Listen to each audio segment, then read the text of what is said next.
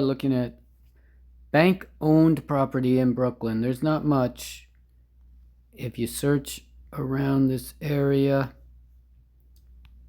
if you do something like this and you ask for the map, look at this. If you zoom in, there's probably foreclosure.com and auction.com. But in this area, Bed-Stuy area, which is interesting, there's only one. Now there, if you zoom out, you see there's a lot, at least on this website. I don't know what the colors mean. They must mean something. Wonder what the colors mean. Maybe it's prices. Maybe the higher price. Yeah, it seems as if green is a higher price. Put a legend on this thing. It's probably got a legend somewhere, maybe on desktop. So let's just see. Yeah, blue seems to mean lower and red. Oh no. Oh, I see. Foreclosure in person as opposed to bank owned. Okay, so they make a big distinction about that. So then this one is bank owned. All right, so let's focus on this one. Lexington Avenue in Bed-Stuy near Lewis and Marcus Garvey. There's the picture they have. You know, you can always look these things up online. It says 4 beds, 4 baths. That doesn't sound right. And one of the things I like to know is the new tax, how it's going to be affected. So I always just put it in here.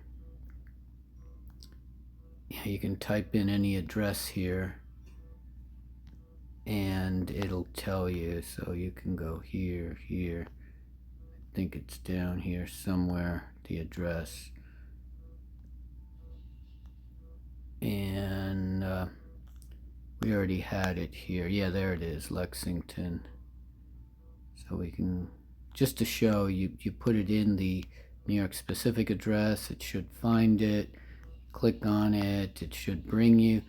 Then this is going to show for a person with $50,000 adjusted gross income and a senior and all these values. It'll show you what your new property tax would be if any of these changes pass, right? But the better thing to do is to go to the share link. So over here, there's these share links. You can click on that share link right there, and it'll bring up a page like this, and you can see all kinds of information about this property. It seems as if it's been owned by this Stella Paldano, but we'll look at the history of this, and it's very confusing. Super confusing, this property, right? So let's see. It is considered class 1, which is good. The assessed value, these things are astronomically small, and there's all kinds of very good links here showing the finance bill balance and the zoning and the city register and the tax map and all these other things. It's kind of cool. And where is it located? And there, so let's look at this. This is the zoning, and you would think that this thing would just work, but I guess you have to refresh it. And the nice thing about this property, and thank you for all these advertisements, is it is 20 by 100. So, and it looks like the house is a good size.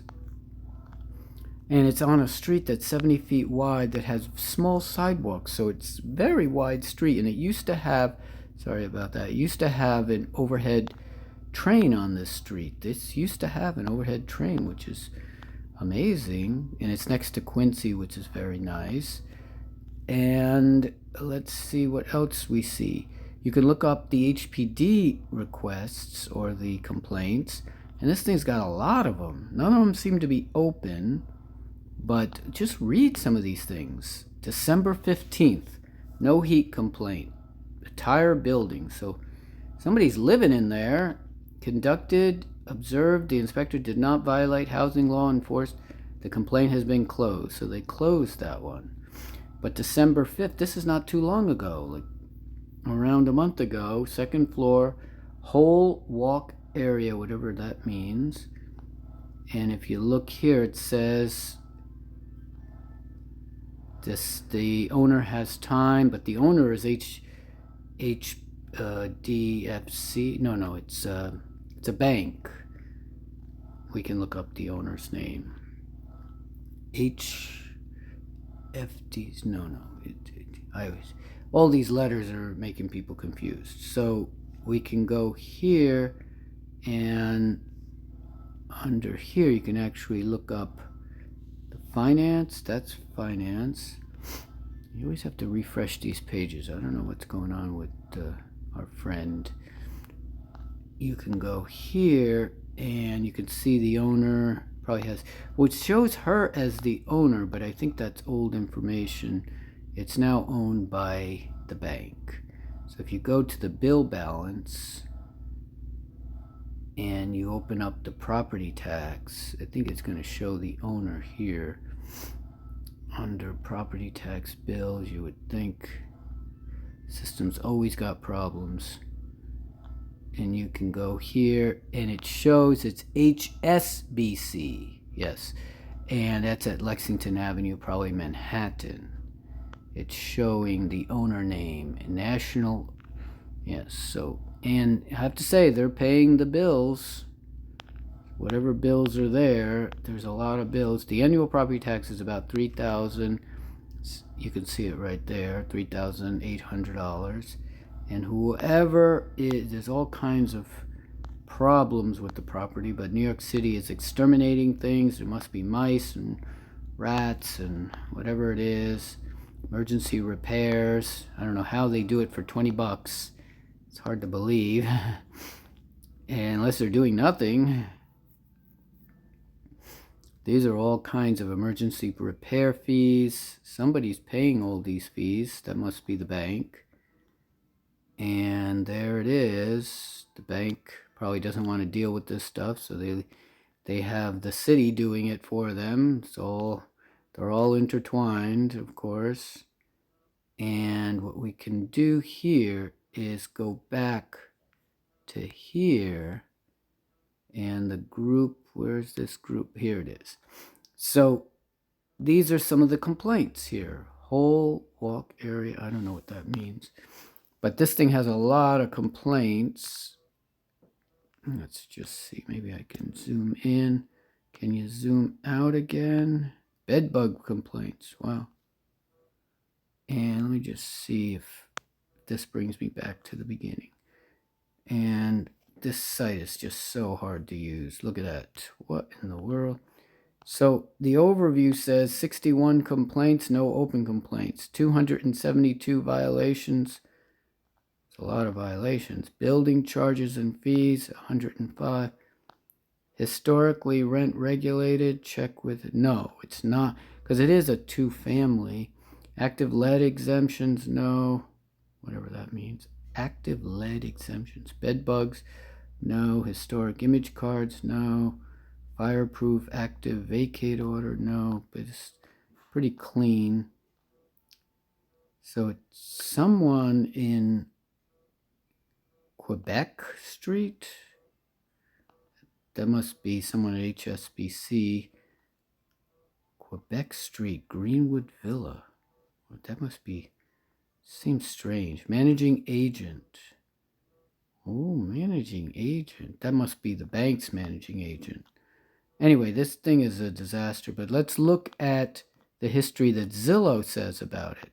For some reason, Zillow, this is a 20 by 100 house, so it's not narrow. And this all looks a little closer. The bidding is tomorrow and ends on, so bidding starts on a Sunday. Wow. Occupied, attached two-family brick house being sold as is. Level 1, living dining combination, 2 bedrooms, kitchen, full bath. Level 2, living room, dining room, 2 bedrooms, kitchen, full bath. The first floor has access to rear yard. The basement is finished. Street parking close to schools. Absolutely no trespassing. There's a criminal offense to trespass on this property. House will not be delivered vacant. That's a key piece of information. Bedrooms, baths. And that's it. Total structure. There you go. And it's got a backyard. All I can say is this is cool stuff. And let's see. This is the ownership history. Let's try to zoom in on this. Keeps giving that strange. That is strange that you cannot refresh that. That is very strange. But you can always go back here. This page is refreshable.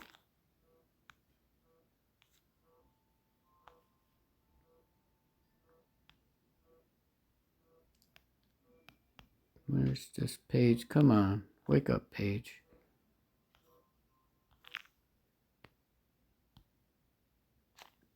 That is so strange that there you go. And let's zoom in. See if you seems like it thinks it's desktop. That's weird. All right, so if we go here and we go to the ownership, which is the city register link, and we look at that history, what a strange history it has here. This has a lot of history, and what you can do with this thing is you can edit and just ask for, well, you definitely want that, but we can get all the deeds and conveyances, right? So this is movements of the deed. And back in 78, it went from Jake Abernathy Jr.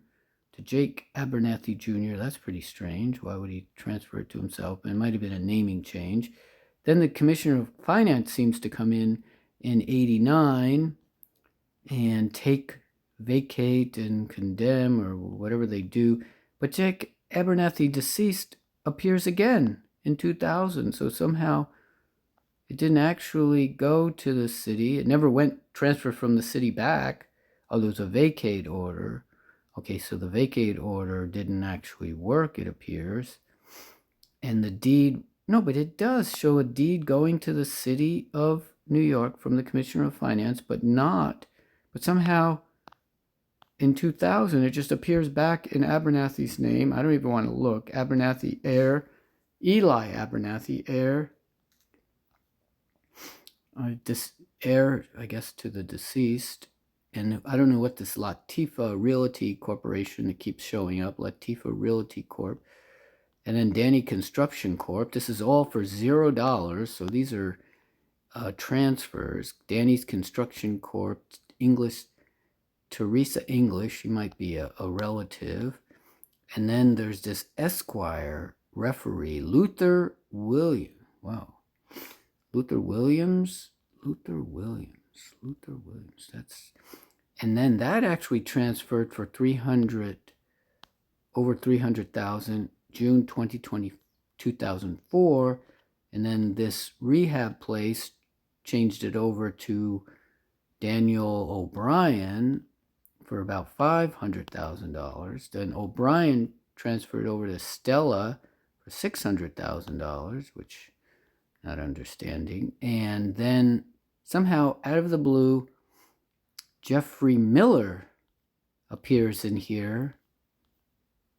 And this doesn't make any sense. And HSBC owns it now. But they must have had mortgages. So if we change I just don't get it. How? If we change the search to be mortgages, then she did get a mortgage.